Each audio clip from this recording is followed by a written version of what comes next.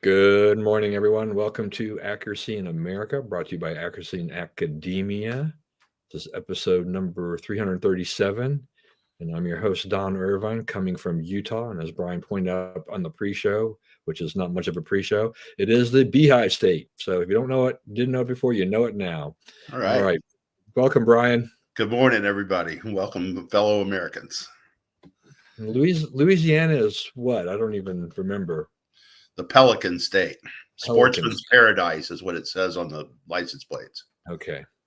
And it is a sportsman's paradise. It's hunting and fishing galore. Yeah. So I don't know if you did this as a child, but I did, because my parents would take occasional road trips. Not many, because my mother would get car sick, but I do remember, going some places with my dad. Say we drive to Ocean City or drive somewhere else. Maybe we're driving around Utah or whatever when we're on vacation. But when I was a kid, I always liked looking at license plates and then trying to, and then seeing what it said, what the motto was on the plates. Right. But it's been so long, I can't remember any of them pretty much. So yeah. I don't know if you ever did that when you were a child. Yeah, we did that. We did a bunch of road trips. Piled in. We had station wagon with the 4 kids in the back of the station wagon and roll. So yeah, we did that. Went all over the country. Yeah. All right. Well, here we are. So, like I said, I'm in Utah this week, and yet we are still broadcasting. So it's a little early out here, but I think I'm on East Coast time because my body clock's all messed up. Today is also National Pumpkin Spice Day. Now, so we didn't have a show today. We'd have had to schedule one anyway, right? Yeah. It's Don's holiday here. Yeah, that's okay.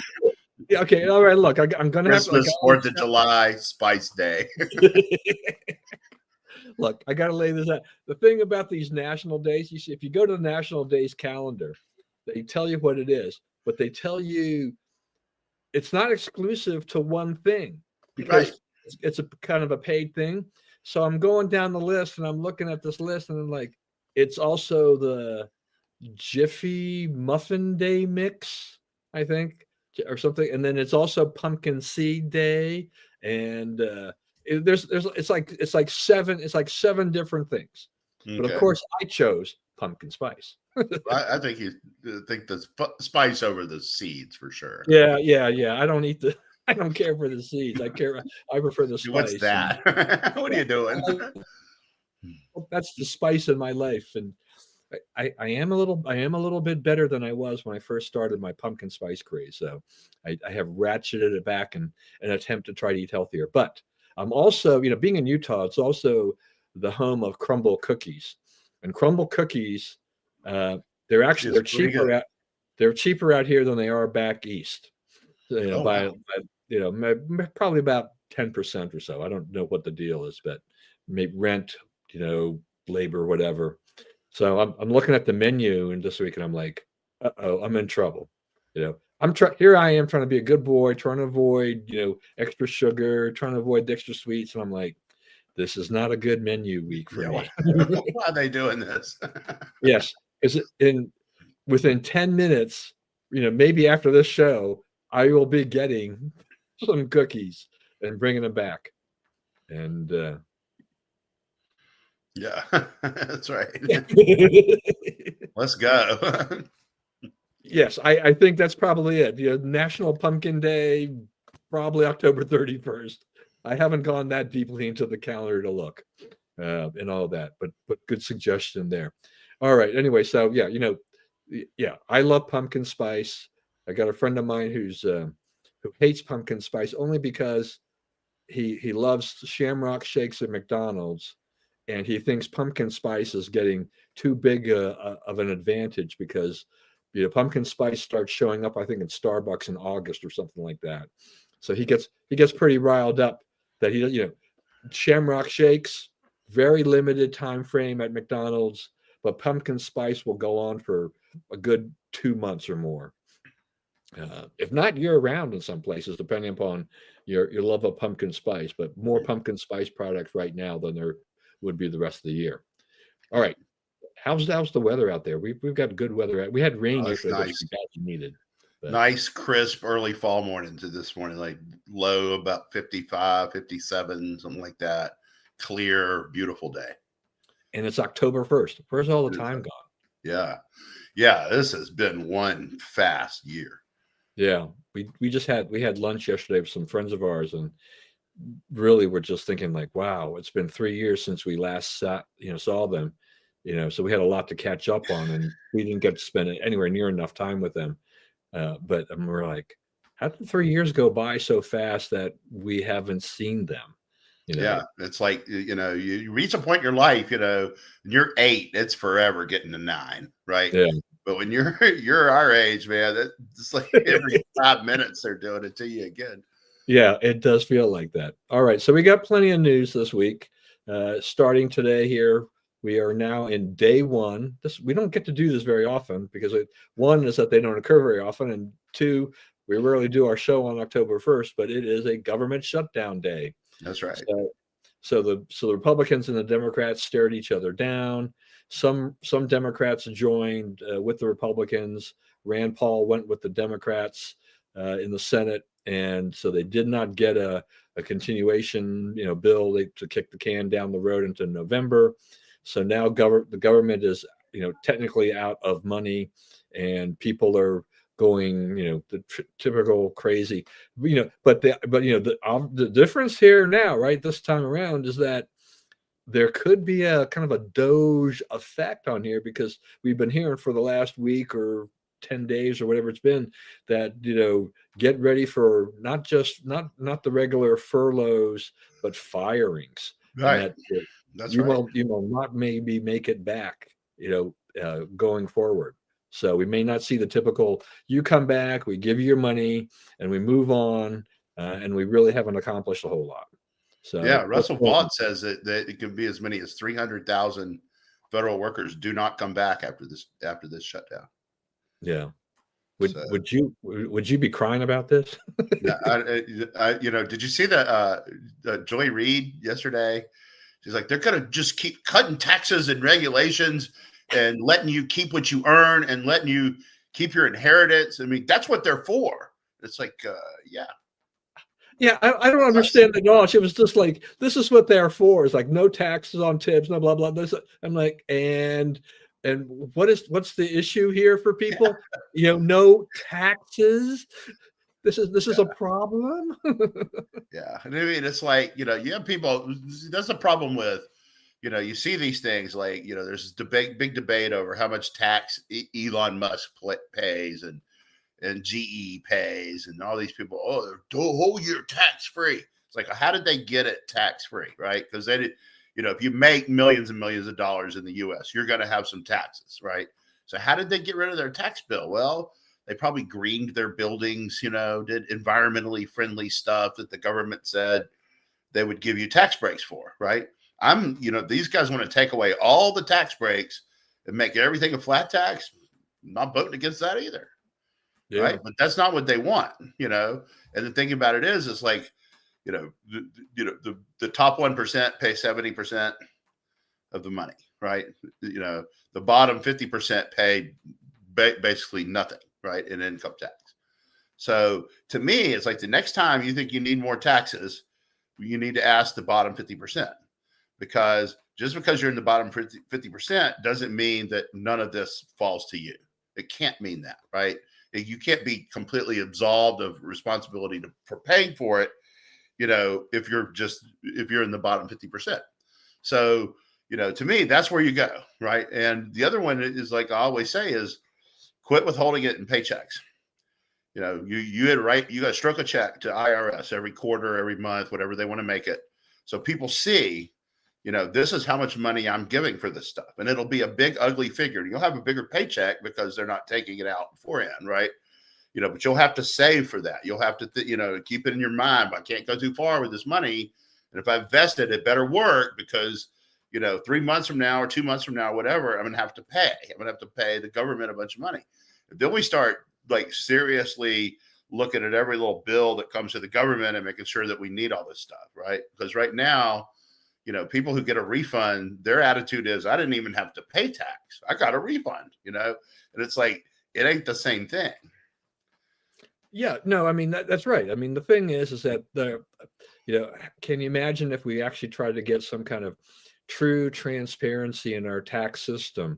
You know, this is the whole thing about a flat tax has been talked about for decades now, I guess. You know, and it's an anathema to various little industries and groups and whatever. That's, oh no, you don't take away those tax breaks, but and by and large, the thing is just like simplify the tax code.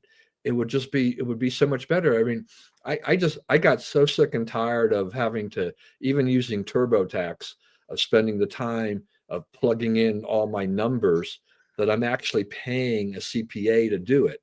So I spend hundreds of dollars a year paying somebody else to go file my taxes and do my taxes. That we it wouldn't be necessary if all I had to do is basically say, here's my income, here's whatever my boom, boom, boom, boom, sign it, and if I owe money, send it in. If they owe me money, send it back or whatever. But yeah, and I have never been a fan of the withholding system, because it's created a world of where the people think that money is like free money, kind of what you alluded to. Like it's their forced savings. And so come next spring, they count on a check of $1,000, $2,000, whatever it may be, and then what do they plan to do with it? They plan to spend it, or something. They rarely ever save it. But if we can teach people to get into a mentality of every quarter you send the government roughly a quarter of what you're going to owe them for the year, it makes you think. When every time you have to write a check for something, it makes you think about what are you doing when you're spending the money. Okay, Right. there's no doubt about it. And so we've made people very complacent, that they realize that taxes are being taken out of their salaries, their paychecks, but they don't really think about what that money is going for, how it's being misspent, really, to a large degree. But I think you get a lot of people that would wake up and say, do we really need to do that? Do we really need to spend that? And I think that's maybe we're finally coming to a head on this. With all the stuff that's going on. I mean, the Republicans, the Trump administration, have taken a pretty tough stand on this whole spending bill. They didn't want the Democrats to get all this medical stuff, the Medicare, Medicaid, the Obamacare extension, and all of this, bring out the violin and whatever and say, oh, but all these people are going to be paying more in premiums and stuff like that. And I've talked about this on the show before. I was a beneficiary for about 2 years or thereabouts, maybe more, of Obamacare subsidy. I remember. Me I remember you having the Obamacare. Saved me tens of thousands of dollars, which since it's there, I'm going to take advantage of it. But it distorts the market. It's a complete, it doesn't really reflect what's going on there. I mean, if I was forced to pay the full premium, I'd be looking at, okay, is this what's the best thing I can do? Maybe I can cut my costs on the premium. Maybe I up the deductible a little bit, but find something that's affordable. To me, a lot of times, all these extensions, all those subsidies do is say, oh yeah, give me the best plan you can get. I don't really care what it costs, because the government's going to subsidize 70% of that or whatever, and I'm going to be paying a few $100 a month. So it's not that we're throwing all these people into turmoil on these higher premiums. So, just because they aren't paying the higher premiums, the rest of us are all subsidizing the premiums. And how is that fair? Why should you subsidize my premium? That's right. That's right.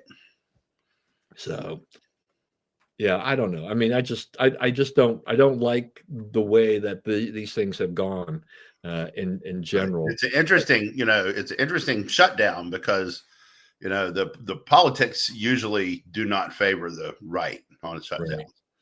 Right. But this time they kind of do, for a couple of reasons. One is, the longer Democrats stay out, the more people Russ Falt's going to fire, right? I mean, you're just watching the federal workforce waste away while you're doing this, right?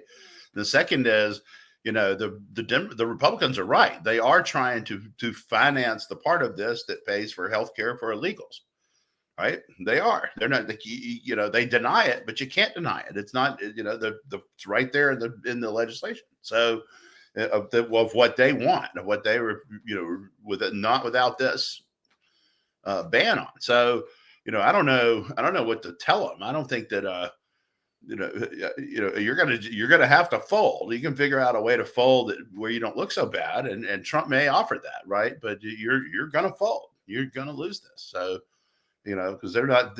No one is for going back and adding another 1.3 trillion to the spending, right? No, nobody in America, no normie is for that. Right. I think that's one thing, they want to add spending. We've got spending coming down. We have tariff revenue coming in. We're making more progress against the debt than we've made since the Clinton administration. And, you want to reverse that so that illegals can have health care. That's not a political winner. It's just not.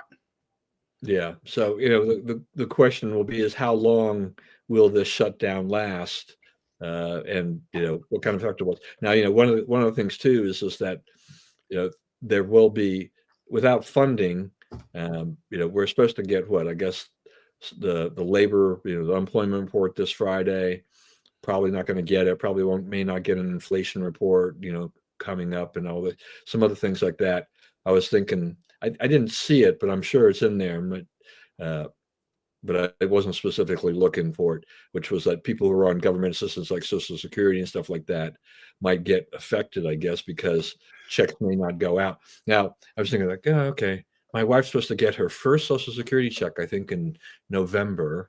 So we're okay. But, for us, it's like, it's not money that that we're dying to have, that we absolutely need. We're just now trying to get our money back from the government for all these years. But so there is some disruption to some people, but I don't know. I mean, I hear stories. What I hear from the media is like all these people are like, well, how are we supposed to pay this or pay that or do this or do that? Even if we get our, even if we go back to work and we get our back pay, and to a large part of these people, and I realize it doesn't happen for everybody, but do you not have, the recommended 6 months worth of reserve, savings? And let's face it, most shutdowns, in fact, pretty much all shutdowns, if you have 1 month, right? If you have 1 month bills in your savings, right, you can handle a shutdown. Right. Right. And really, unless you're really kind of living high off the hog and you've got some really kind of enormous spending habits, that where you need, oh no, I can't go out to dinner 3 nights a week. I can only go out to dinner 1 night a week or something like that. He's like, well, guess what? Maybe those are things that you can cut back on, but people are loath to adjust their lifestyle to fit these kinds of things. And you definitely need to have something in reserve, because you never know. I mean, my poor brother-in-law lost his job, and we didn't really see that coming per se. There was probably some things brewing in the company or whatever, but nevertheless, I'm sure he'll bounce back, because he's done this before, but he's not panicking. I mean, he's not crying about, oh, the government owes me this, or people got to do this for me or whatever. He's just trying to find his way clear of things.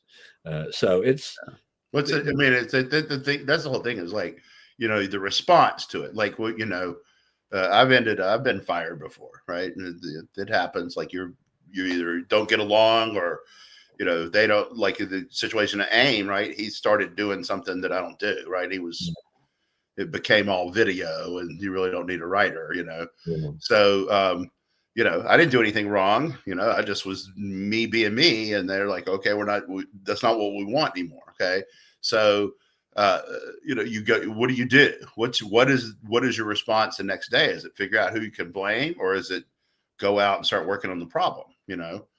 And it's Right. like most people, it's go out and work on the problem. Like now I need a job. Now I need to do or find some fill-in income, and so you don't blast your savings, right? Right. What can I do till I get a job? And you race out of the house the next day. I got to go solve my problem, right? Okay, so you're not counting on government. You're not counting on other people. You're counting on you. Your bet is on you. And so, I mean, that's the difference between the left and the right. It's not a blame game. It's a problem you have to solve. That's what life Yeah. is addressing problems. Though I will say in your defense, you've been perfectly fine to blame the guy. Yeah. Well, I mean, because something happened to me too, right? yeah, yeah. Same guy. Right.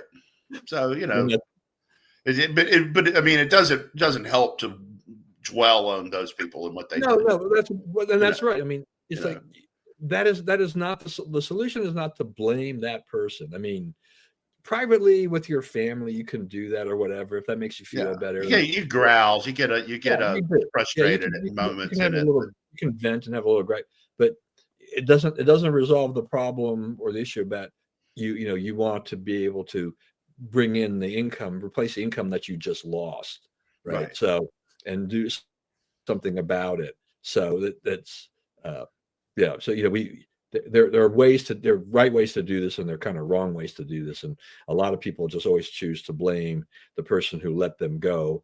Sometimes, unfortunately, with tragic effects. We've seen a lot of crazy people over the years that get fired at a factory and come back and shoot up the factory. It's like, okay, that's definitely not the solution that you want at all.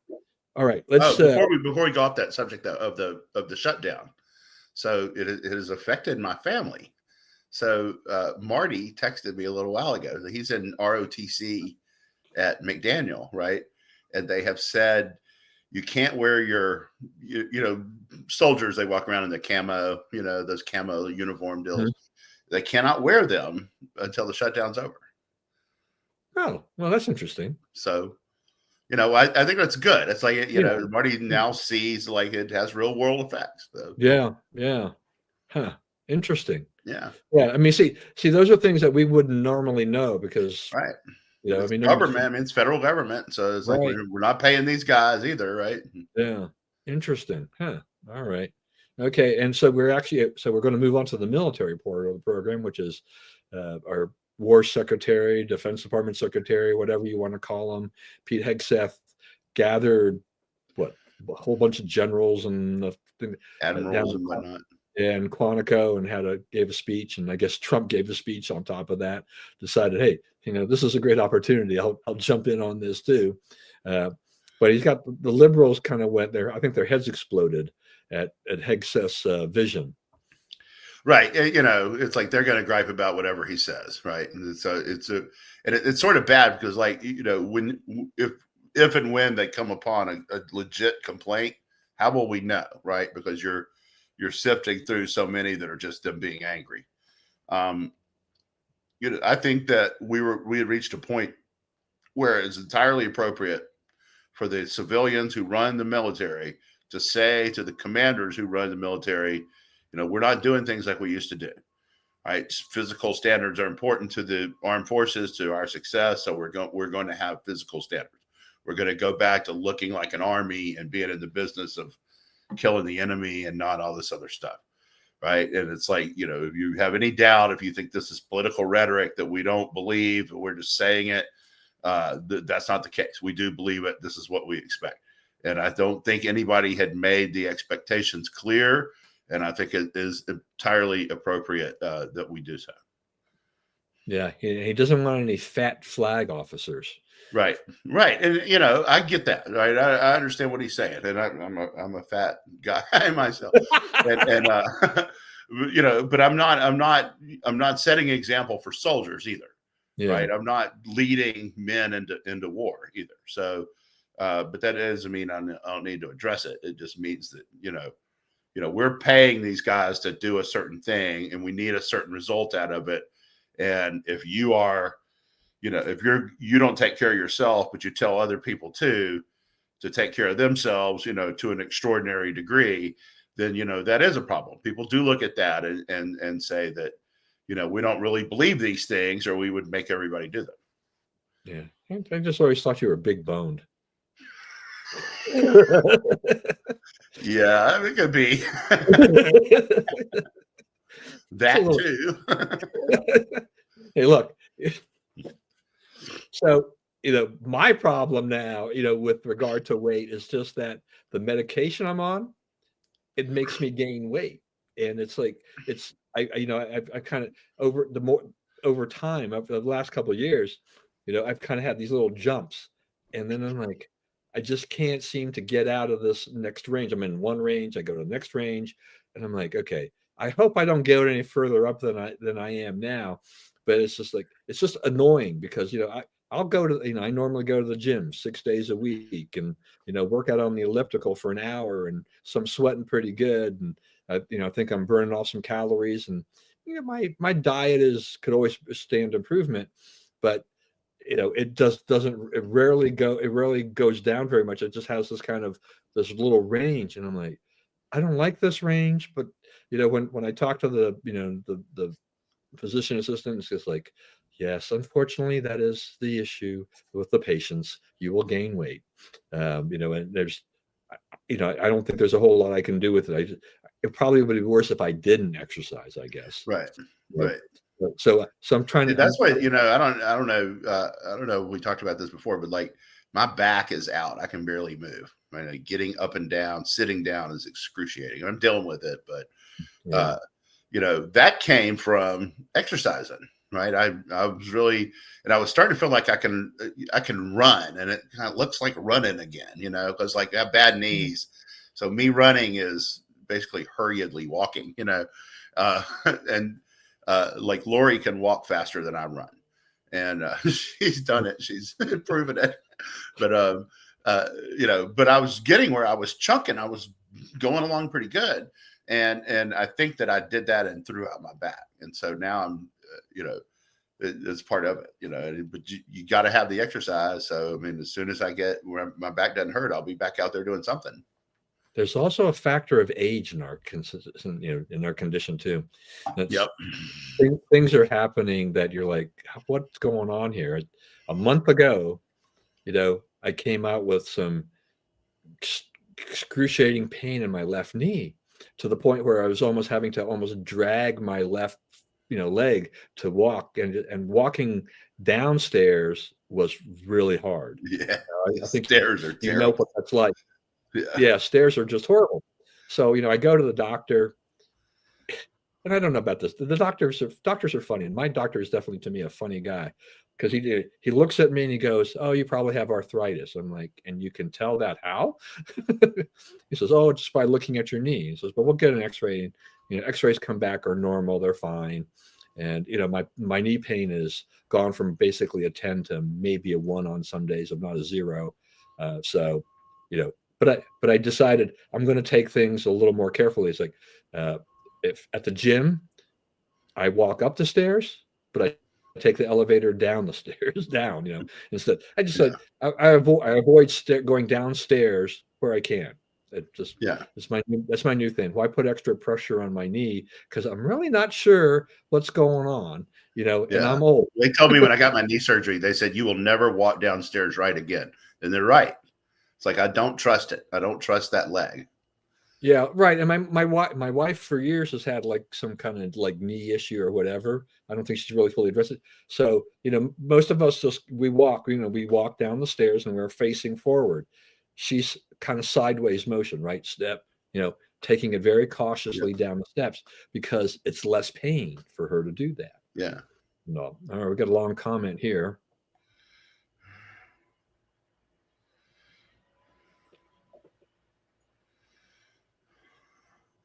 Yeah, there were some people took issue with the enemy within, but we've always had an enemy within, right?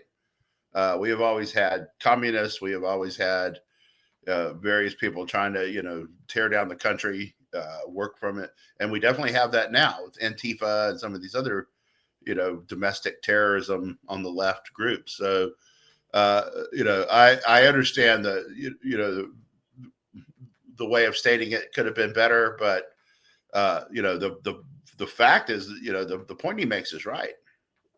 Well, go to almost any country. There is an enemy within.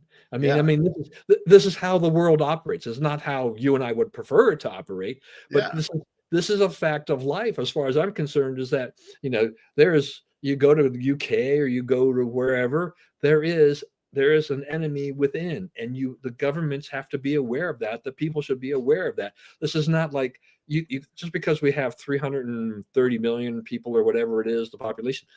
This doesn't mean that we're all flag waving Americans. There are people within this country that are avidly working against our country, and they want to take us down.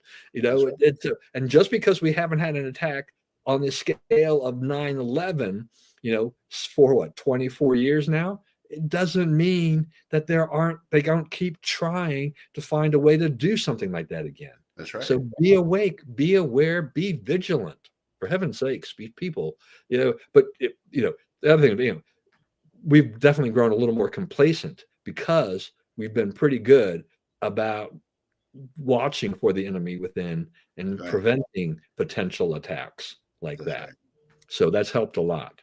All right, I'm gonna move to the attack on the LDS Church in Michigan. I normally wouldn't put this in there, but we're just seeing such a level of violence. This one was just, I don't know. It was horrible.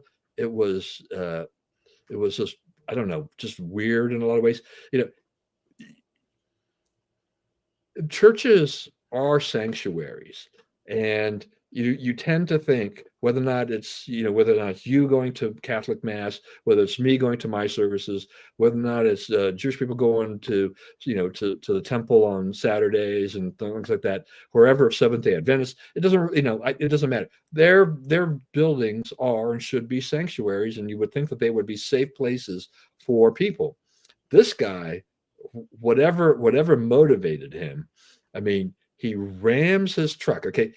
My recollection is, in general, when we've seen attacks on churches, and we've seen more than I would care to see, is that it's gunmen walking into a building and just kind of shooting up the joint or trying. But this guy rammed the building and then started shooting, and then he set it on fire on top of that. And a lot of anger at that church. Yeah, and what I've seen too is that because you don't expect it. You have people who actually thought he may have had maybe something was wrong, and they wanted to help him, which is the nature of what a lot of people are, and some of them may have become the victims. It's horrific. I'm thankful that more people were not killed and hurt, considering the total damage that was done. Yeah. But one of the other things too about it was, I just saw this morning, was that there was a group of LDS people apparently put together a GoFundMe for his family, to raise money for his family, because you got to feel for them too. It's like they become victims as well in this, when somebody kind of goes off. The guy was a vet, but he had a history of doing some strange or bad things. And as you said, he definitely had he had a bone to pick, I guess, with the LDS faith. But it's something, I don't know. There's been a lot of rallying around, which I'm grateful for that, as a member of that particular faith. But I think we've got to try to figure out how to, is there a way to stop this? I think that from our church's perspective, and I'm just saying this is just me, is that I had a friend of mine who used to actually interned and worked a little bit at AIA back in the day. And he sent me a message, and he's over in England right now, and he just heard about it and stuff like that. And he says, you should get security. And I'm like, I don't see that ever happening. We have every building that the LDS church has says visitors welcome on it, right there on the stone, the name of the church and visitors welcome on the stone part of there. That will probably never change. The most I could see potentially happening, and I think that's still a stretch, is that in states where you can conceal carry, is allow the congregation to do that just as a potential safety measure in some of those areas. But I'm thinking like, think about the way the church buildings are constructed and things like that. It's like, yeah, I don't know. I just don't see them trying to set up security. It just takes away from people coming into a church building. You want to be able to feel the spirit of Christ or something to that effect. Right. You This don't is really, like seat belts. If you try to wait till you need the seat belt, it's not going to work, right? yeah, right. Oh, I'm not wearing it till I see the wreck about to happen. Then I'm going to buckle up real quick. You know, that's not the way those things happen. Yeah. And that's the thing with the churches is they don't want to do anything until something happens, until you prove to them that they're under threat. You know, so what would it take? I mean, the church down the street from you, the nearest LDS church to yours gets attacked. Would you do it then? See, you know, because we're wrestling with that, you know, in my church. Like, what do we need? What should we do? Yeah. So at least the way the LDS hierarchy works is like, that's above my pay grade. Mm-hmm. I can opine about it, but I have zero influence on anybody. Right. I am not a decision maker.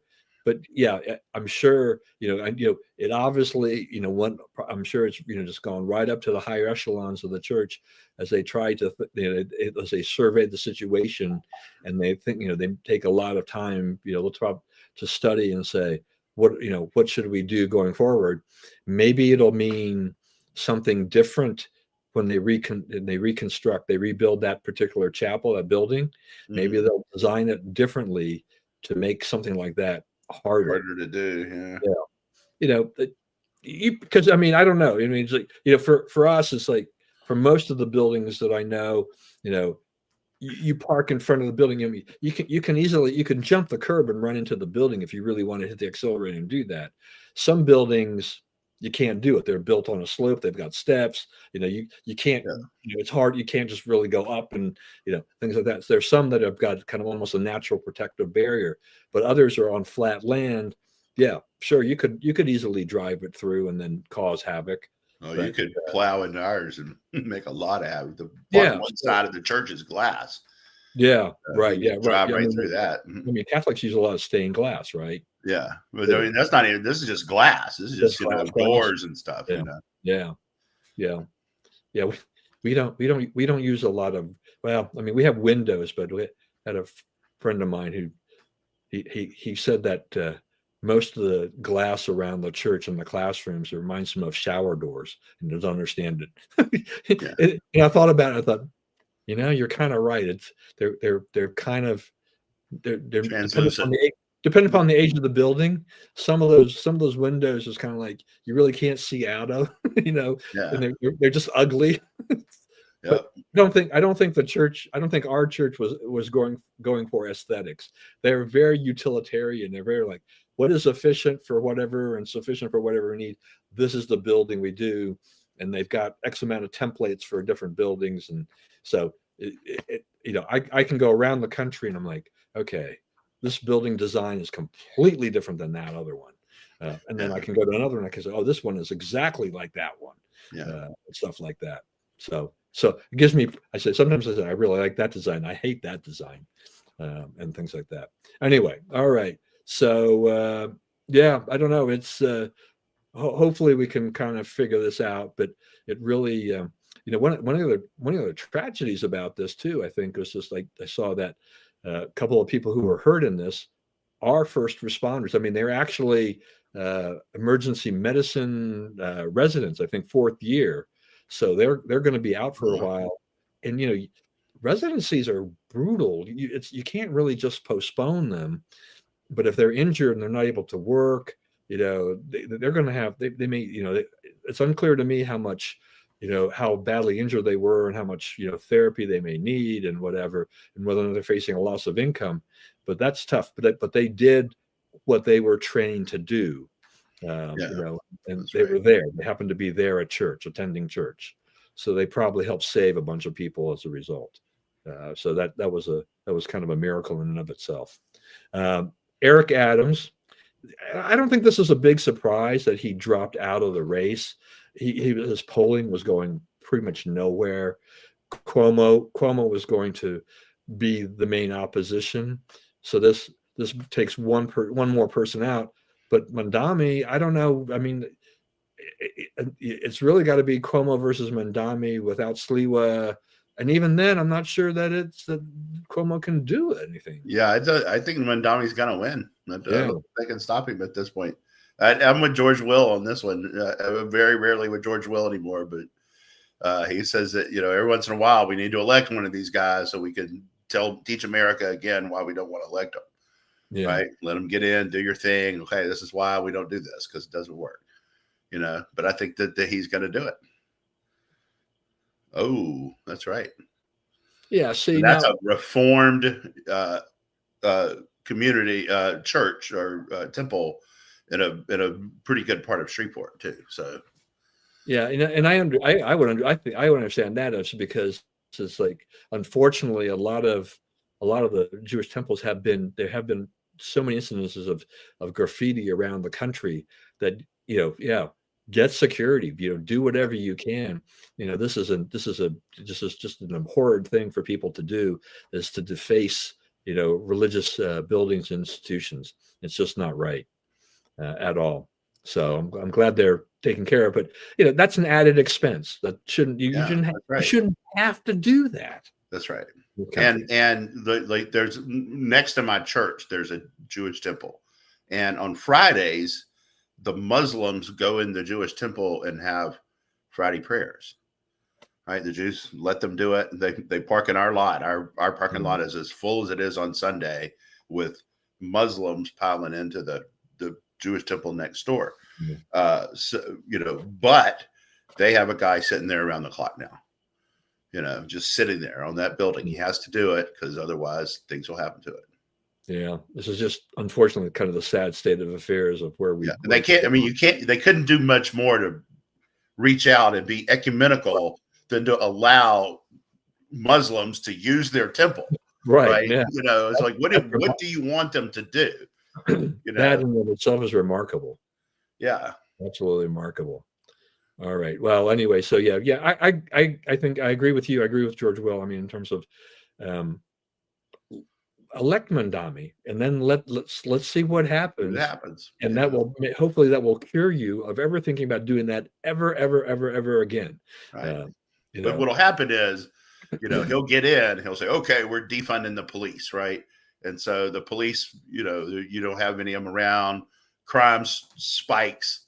And then he's like, okay, we got to bring back the police. So by the time you're running again in 4 years, he's brought back the police, and crime is coming down because it was, catastrophic before. So, but I don't think it'll take them 4 years to realize the mistake with that. Yeah, I would prefer, if you're going to elect a socialist like this outright, it would have been. I would have preferred it to be on a smaller city than New York, but but maybe being in New York, everybody pays attention to it, so then they can see the failure of this system. And the scale actually helps a little in illustrating how bad the policies are. Yeah. But the other thing is like, you're also, New York used to be like, it was like America's first city. It's not the capital city, but it was the first city, right? And so like it did sort of receive different treatment. It got bailouts when other people didn't, and so forth. And Trump has kind of played on that. He's like, I've got a lot of cards I can play on New York City because of the almost unique status it has amongst U.S. cities. We don't want it to go under. We don't want it to have bad problems because it's our biggest city. And, I'm not sure that sheen is there anymore. I'm not sure that, the nation sees the import of keeping New York clean, in terms of like how we relate to the rest of the world. I think people kind of know what it is. And I don't know if they have that level of support underneath them anymore. Yeah. I mean, so I think we'll wait and see what happens, after the election and everything like that. But Cuomo's not going to catch him. Yeah. Don't donate any money to that. All right. So then I felt we had to discuss the Chicago Teachers Union, such a bastion of, I don't know, to uphold them as an example of such a great teachers union, how much they do for the children, where they just really lionized the death of Assata Shakur, Yeah. the Black liberation activist who was given political asylum in Cuba after she escaped from a U.S. prison when she was serving a life sentence for killing a police officer. It's like, Right. so and her name was Joanne Deborah Chesimard. Chesimard. Yeah. Yeah, She was and number one on the 10 most wanted list in New Jersey since 1979. This is the year I graduated from high school, because that's when she escaped and went to Cuba. Escaped from prison. She killed the cop in 73 on the side of the Jersey Turnpike. Right. And she is, I think, godmother to Tupac Shakur. oh, I didn't even think about that. Yeah. Oh, So yeah, there's a connection there too. But yeah, so this woman, she was, there were four of them. Cop pulled them over. They were wanted for an armed robbery or something. And so they jumped the cop, and the cop, he took the call on his way home. He was done for the day and he was going home. And they're like, he's like, okay, that's on my way. I'll stop and help him. And they shot him to death. Father with three kids. She goes to prison, gets out, gets to Cuba, and Cuba, made her a hero for killing a U.S. cop. And then for the Chicago Teachers Union, not just any teachers union, but the one that, like, there's basically no middle school kids in that system who are reading and math proficient. Right? You're pretty close to zero.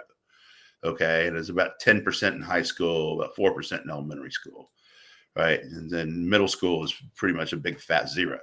These are the people who think that, Roberta Chesimard is someone they need to be honoring. yeah. So the stuff on her, and I'm going to pull this from the AP obit or story or whatever. So Governor Murphy, good for him. He said that they're going to vigorously oppose any attempt to repatriate Shakur's remains to the U.S. Because of this. Her writings have become a rallying cry for Black Lives Matter. I guess that should not be a big surprise to us at all, right? In terms of that. Yeah, you're right. So here it is. Tupac Shakur had considered her a godmother. So yeah, no, and yet she said that her hands are up and she was innocent in all of this, but there's still people who are still pretty bitter about the fact that she was given asylum and never really faced the end of her term. She escaped from prison and everything like that. It's just it's terrible. So I don't know. I don't know if maybe is that kind of one of the last remaining members of the old Black Liberation Army. I mean, she was Right. like 78, right? So I think those hardcore left radicals like that, I think they're mostly gone, if not completely gone by now. But yeah, the Chicago Teachers Union is like, you see a story about that and you're like, okay, I shouldn't be surprised, but I am. It's like is a new bottom. Yeah. I remember the Redskins. They had those receivers, and the guy Kornheiser would ask him every week, "We've hit rock bottom," and so Kornheiser had a lot of fun all season with the geology of how many times they hit bottom, right? Like what is really down there that they keep hitting. And that's what this is. You think they've hit bottom. You think they can't get any worse. Oh yeah, they can't. They can't. You didn't even see this one coming. And why is the teachers union have anything to say about this? Exactly. Right. That's one of the things is like these people, so when you have a union, for one thing, you have a group by definition that doesn't have a lot of elites in it, right? It doesn't have a lot of leaders, or else they wouldn't be line workers. They wouldn't be something that's a unionized type of work, right? They'd be in something where leadership is rewarded, is put into play more often, right? The corporate world, leadership matters a lot, in the government world, less, right? So, you have these people, so you don't really have a leader, right? And so when you start coming up with leader ideas, you're not getting, the best prospects for that. And so, they're stuck, right? They keep making bad decisions. I mean, these guys can't figure out why they're losing elections. It's like, what does a sane person see when they look at this, right? When you say, okay, you're not teaching anybody, you're rewarding the least qualified people that you can find, and you're glorifying people like this. It's like, how do you're not moving closer to mainstream America. Who is telling the Democrats that these are the people they need to back and this is the stuff they need to support? Because it doesn't make any sense. You know, I mean, they just keep doing things that make them unelectable. I don't get it. I guess they thought that the 20 million people Biden brought in were going to, be on the voter rolls by now and be able to carry them to victory, henceforth. But, that's not happening. Yeah, definitely not. All right. As we start to get closer to the end, Turning Point USA, continuing their rallies or whatever we want to call them around the country. They were in Utah, I think yesterday, and they were up in Logan, Utah. So this is that, which is near the Wyoming border. Yeah, right. It's north. The big post office that serves all of Wyoming is in Logan. Oh, is that right? Yeah, the Wyoming doesn't even have its own postal processing. I guess that probably makes sense. Yeah. There probably are more people in Logan than there are in a lot of parts of Wyoming. Yeah. But yeah, so they returned. I guess it was yesterday, and I think Governor Cox, Mike Lee, Jason Chaffetz. They had a whole bunch of people speaking there. So Charlie Kirk, may be gone, but his legacy continues to live on, and I think that they're Turning Point USA is definitely committed to getting the message out. Right. After this, and I don't know what the attendance was. I didn't read up on that or anything like that, but I assume it was probably pretty good. And yeah, I mean, Logan, maybe they had increased security just in case. And all of that, and apparently the police did blow up a suspicious package, but I think sometimes that was out of an abundance of caution more than a real threat. So good to see them. I think that they're right to keep going to colleges and to keep having these discussions. Right? There's some more angry people out there, but there are a lot of people now that are saying, okay, I don't agree with what he says, but it looks like he's just sitting there discussing. He's not trying to take anything away from me. He's not trying to tell me I can't have anything. He's just discussing. So I think a lot of people, in their heart of hearts had to admit, you may not agree with what he says, but, he's willing to discuss. What you're getting is an honest conversation. Yeah. So like I said before, go to the video, watch how he's handled those Q&A sessions. Yeah. You can ask him whatever you want, and he will answer that. And he did a brilliant job of going against these people. I mean, the leftists, and they're always kind of loaded for bear, thinking, oh, we'll get this guy. We can get. Charlie was good. He was really good at it. Yeah. Yeah. And if TPUSA had halted the rallies and their, across the country on the campuses, then that would have given a win to the left. I think that would have served their purpose. It's like, oh, look, that we can look. So this guy, we didn't encourage him necessarily, but he took out Charlie Kirk, and now TPUSA is going to retrench, but they're withdrawing from all these campuses for rallies and whatnot. So that's a good thing for our side. But I think they're probably stronger now as a result of this. There's a lot of interest, probably a lot more interest than there was before as a result of this. So I'm still trying to find time in my schedule to drive down the road and go over to UVU and kind of walk around, because I noticed in a picture the other day that somebody took that apparently there's people have been writing on like the sidewalk or something like that, and Oh, wow. I could see some of that, but they didn't get close enough in. So I'm going to ask my nephew about that, who is a graduate of UVU, to say, he's like, can we just go over there, park, and walk over to that place and take some pictures? So anyway, Yeah. I may yet get that done. I've got a few days to get that done. Um, the White House has pulled the nomination of Antony from BLS. Um, I don't know. I don't know. I mean, this is one of those things is that I wasn't. I thought Trump had probably politicized it a little bit too much in terms of the whole BLS thing. Yeah, we're probably not going to get a number this week anyway. I don't know. I mean, I don't know. I don't know except for what I've read about, Antony.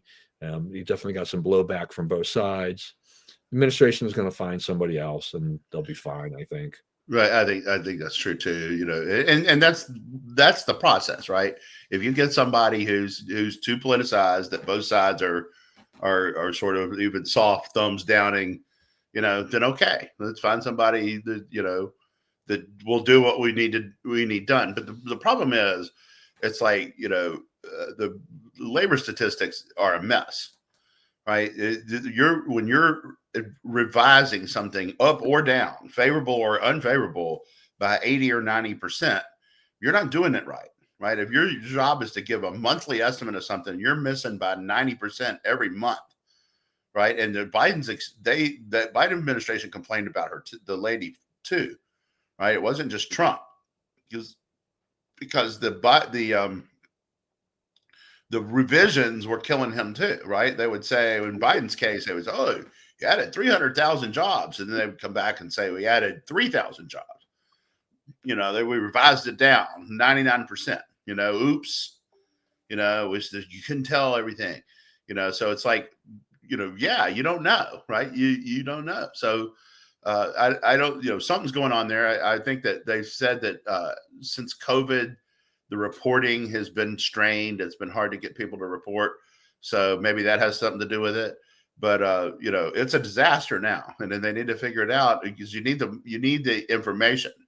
And what Trump's complaint was, and the reason he fired the lady, is he was trying to get Powell to lower the rates, right? Which he's done to some extent now.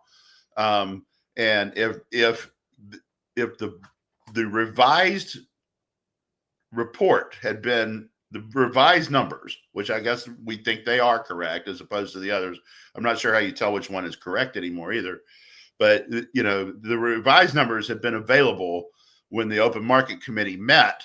They would have voted at that point, like 3 months earlier, to lower the rates, right?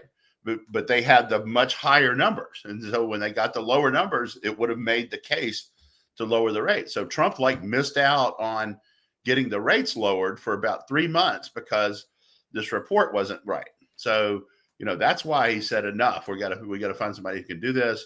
The first name that came to him was a name of somebody who's been a partisan. And, both sides said, that's not really what you want. And it's not, right? You want somebody whose numbers are trusted, no matter who they are, what they say. Yeah. All right. I'm going to skip this next one and we'll put the Ig Nobel Prizes off for another week or so. But we'll close with the Iowa school superintendent who was arrested by ICE. Right. That's just too much. I don't know. Maryland is not coloring itself in glory either, right? The guy was voting in Maryland. Yeah. And he worked in the Maryland schools. He worked in DC schools, right, before he got this job. This wasn't his first job, right, in the education administration. And he gets all these jobs, and none of these people look him up. None of these people, I mean, they either looked him up and said it's okay that he's wanted and has a final deportation order. We'll hire him anyway, or they didn't look him up, right? Those are the only possibilities. So, somebody's got some explaining to do here. And the thing is like, that's what Trump is working on all over the country, is addressing endemic corruption, right? Where you say, okay, this guy, he believes what we believe on education.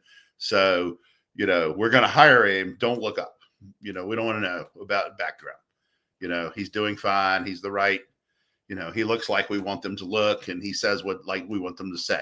So, we don't need to know any more about him than that. So you end up with people that like that in these positions, right? And you're saying, I want less quality because I want more agreement, right? And so, this is at the bottom of that barrel. This is what lies in that direction if you don't get better about it. Yeah, that DEI kind of thing strikes again and really bit them in the butt this time. Yeah. I mean, they found a gun in his car, and just that whole thing that the Matt Morgan from Maryland said that they found him on the state voter registration rolls as an active Democrat voter. Like, hey, yeah, they're not all citizens. I got news for you. That was not true. I wish it was, but it's not. Yeah. All right, everybody. That'll be the end of the show today. Thanks again for joining us. Hope you enjoyed it. Please, as always, stay safe and stay well. Remember, we live in the greatest country in the world. Do not let anyone tell you otherwise. And as always, God bless America. And I think we'll have a show next week. I'll have to let you know whether it's Wednesday or Thursday. Wednesday I'm flying back. So maybe Thursday. Otherwise, we'll just postpone until the following week. But I'll have to double check my schedule. So anyway, we'll keep you in suspense. All right. Thanks a lot, everybody. We'll see you again.